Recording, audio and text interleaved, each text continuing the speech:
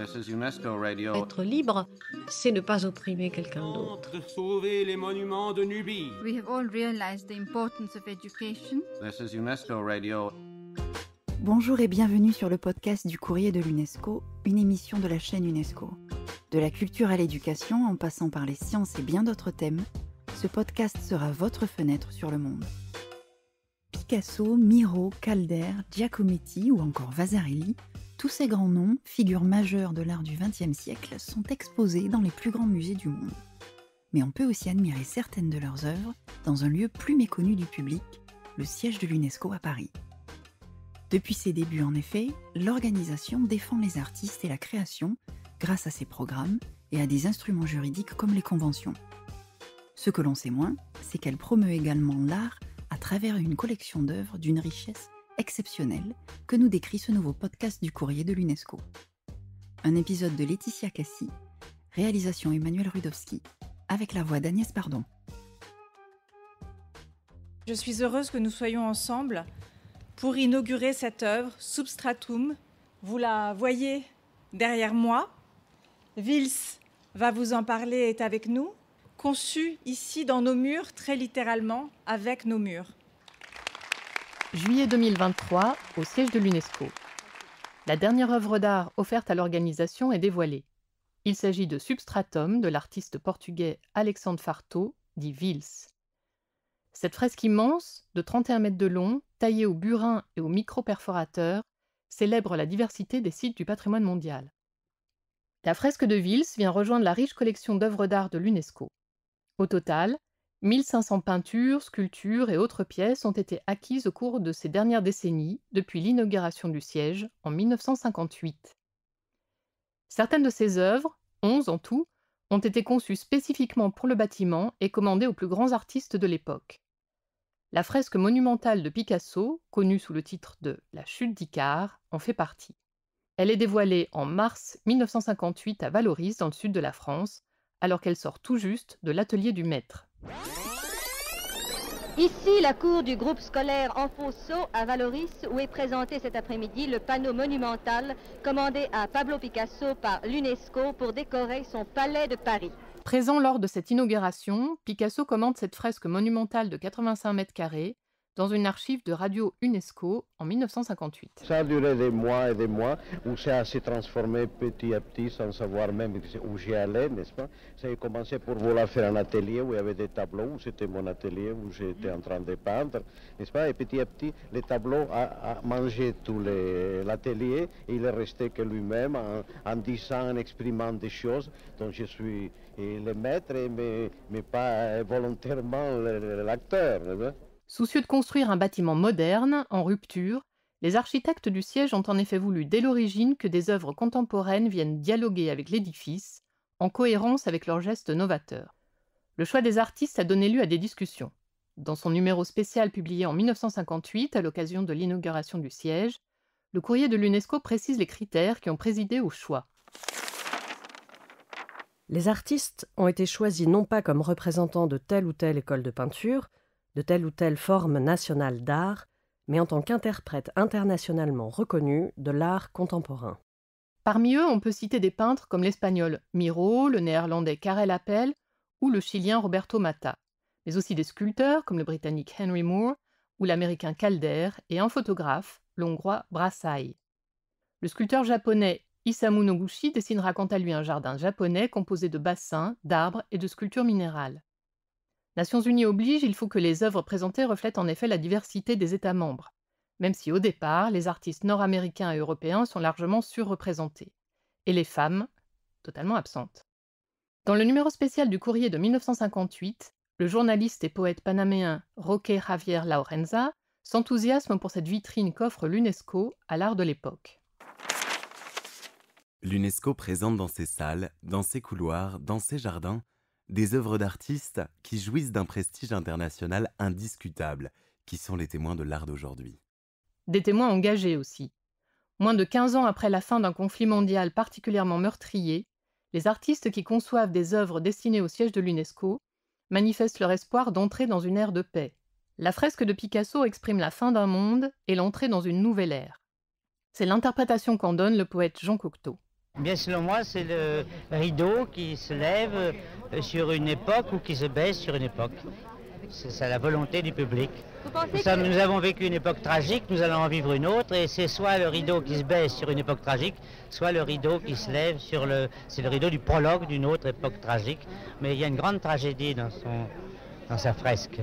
Et c'est un diplodocus, c'est le dernier animal terrible d'une époque que nous venons de traverser, qui est très grande d'ailleurs, mais très, très terrible.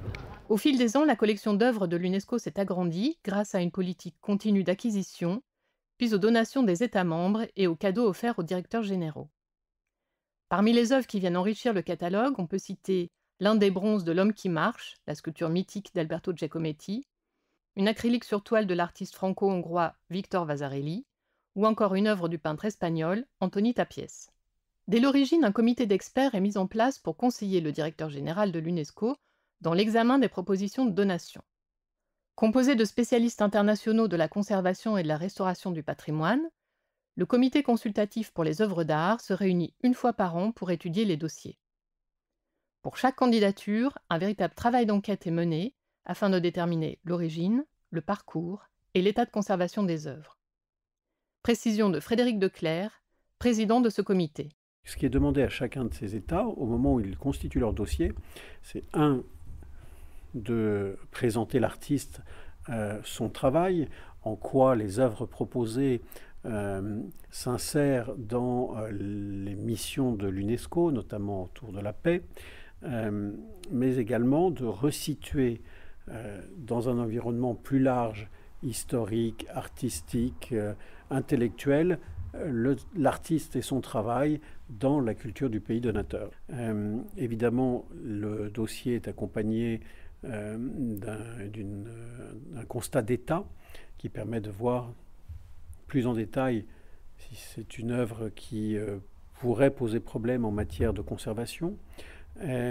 Également, nous sommes attachés à un certain nombre de points juridiques tels que la cession des droits permettant de pouvoir communiquer sur l'œuvre ultérieurement dans le cadre d'une communication plus globale de la collection. Lors de son dernier inventaire, l'UNESCO comptait plus de 1500 œuvres. Celles qui ne sont pas exposées dans les couloirs et bureaux de l'UNESCO sont conservées dans les réserves, à l'abri des regards, dans les sous-sols du bâtiment.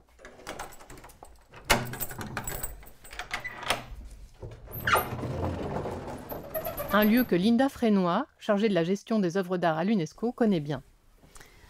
Alors, on arrive dans les deux réserves. Dans ces petites pièces, où la température n'excède pas 18 degrés, sont entreposées près de 600 œuvres d'art qui complètent la collection de l'UNESCO. Conservées dans des boîtes ou minutieusement empaquetées, elles attendent d'être à leur tour exposées.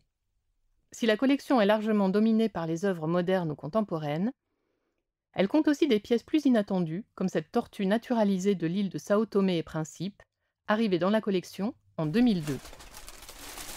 Voilà la tortue. Je vais trouver ça.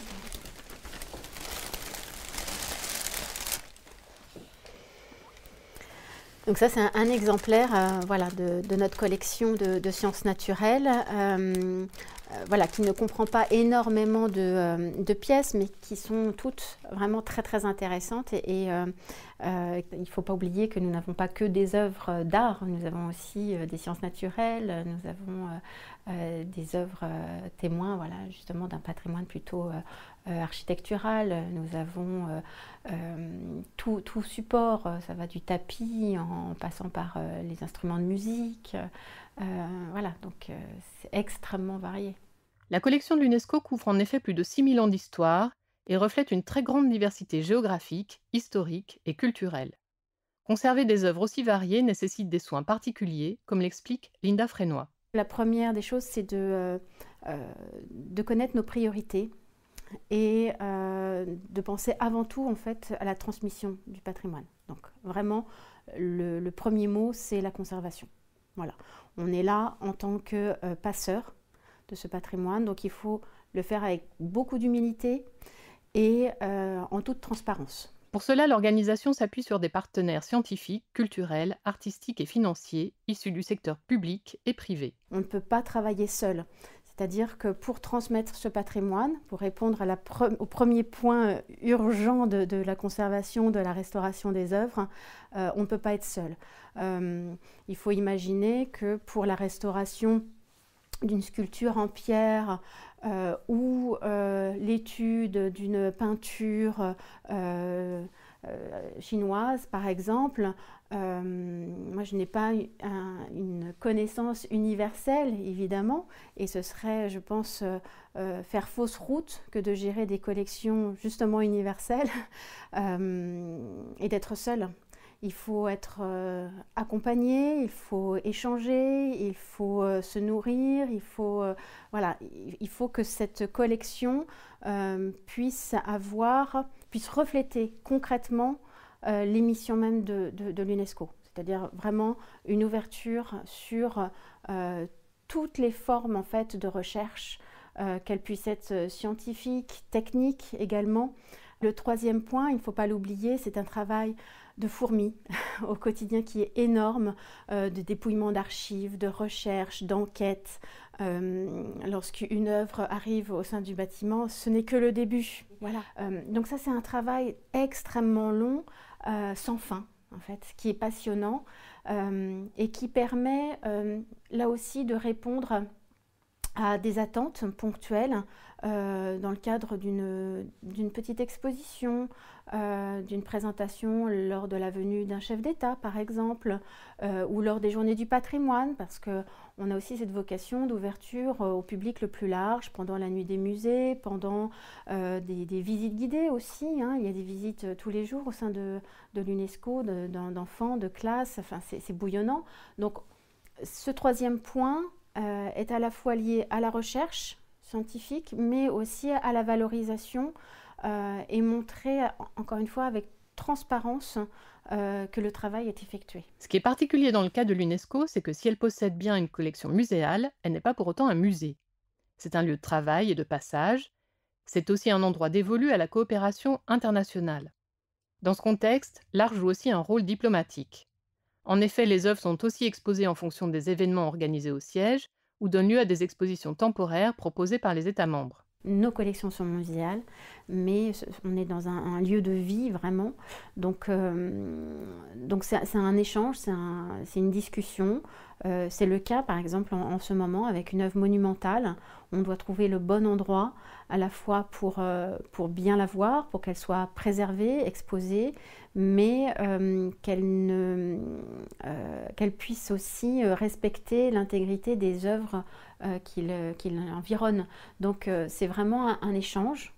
C'est peut-être la partie qui est la plus longue finalement, la plus complexe, parce qu'on souhaite évidemment quand on reçoit une œuvre, on souhaite la mettre en valeur tout de suite.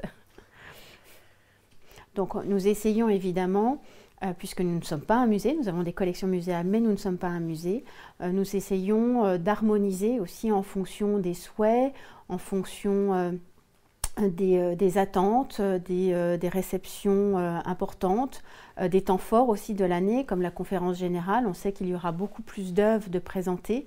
Donc le rôle des œuvres d'art, hein, c'est à la fois de valoriser les États membres, de valoriser la création, que ce soit des œuvres antiques ou contemporaines. On a aussi ce rôle en tant qu'UNESCO de valoriser cette création, mais d'avoir également un rôle presque diplomatique, hein, en diplomatie culturelle, pour promouvoir les actions plus larges de l'UNESCO dans tous les secteurs, que ce soit l'éducation, les sciences aussi. Aujourd'hui encore, l'UNESCO continue de recevoir des œuvres et de mettre en avant le travail d'artistes du monde entier.